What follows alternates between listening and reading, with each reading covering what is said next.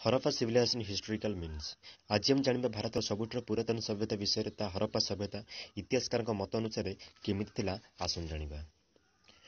1826 रे sir Charles mains जन इंग्रजी ऐतिहासिक से पाकिस्तान को निरीक्षण करने को आसीथिले सेतेबेले तांको नजर हरप्पा उपर पड़िथिला एवं 1842 रे चार्ल्स मेन्स এই सभ्यता विषय संपूर्ण लोकलोचन को आनिथिले एवं एठी सरी जायछि चार्ल्स मेन्स को इतिहास।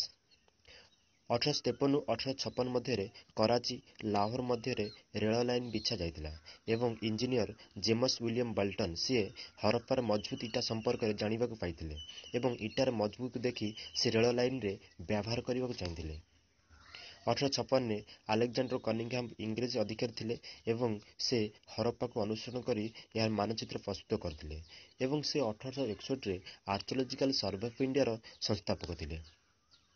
शेषर सिंधु नदी कूलर ललकना जिला पाकिस्तान रे महान इतिहासकार प्रखल दास बनर्जी 1922 रे सिंधु सभ्यता को आविष्कार करथिले एवं हरप्पा सभ्यतार राबी नदी कूलर दयाराम साहनी 1921 रे हरप्पा सभ्यता को आविष्कार करथिले जाकि भारतर सबुठर पुरातन सभ्यता थिला।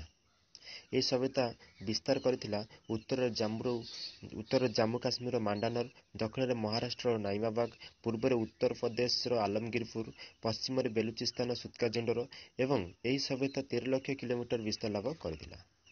ए सभ्यता उत्तर दक्षिण 1400 किलोमीटर, पूर्व पश्चिम 1600 किलोमीटर। इस सभ्यतार समय काल को इतिहासकार विभिन्न मत रही। सर जॉन मार्शल कहवा अनुसार 3250 टू 2750 मध्य ए सभ्यता विकास लाभ करथिला एवं सीओ डीपी कहवा अनुसार 2300 बीसी रु 1750 बीसी मध्य ए सभ्यता चरम सीमार पहुंचला। एमिति मत रही इतिहासकार द्वारा।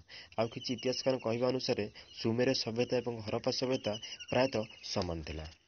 एहिभଳି भाବରେ भारतर पुरातन सभ्यता आरंभ होइतिला एवं समय स्रोत रे लिभि जाइतिला किंतु छाड़ी जाइतिला निजर असंख्य घटनावली।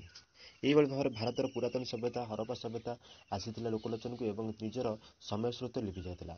एहिभଳି भाବରେ भारतर बहुत सभ्यता सृष्टि होइतिला। विश्व इतिहास रे मध्ये बहुत सभ्यता सृष्टि होइतिला तथा माया सभ्यता एमिति बहुत सृष्टि होइतिला। आसन आरो वीडियो माध्यम रे आमे माया सभ्यता विषय एवं विभिन्न प्रकार सभ्यता विषय जानिबा। एति कहि बाणी विराम दउछि। जय हिंद जय भारत।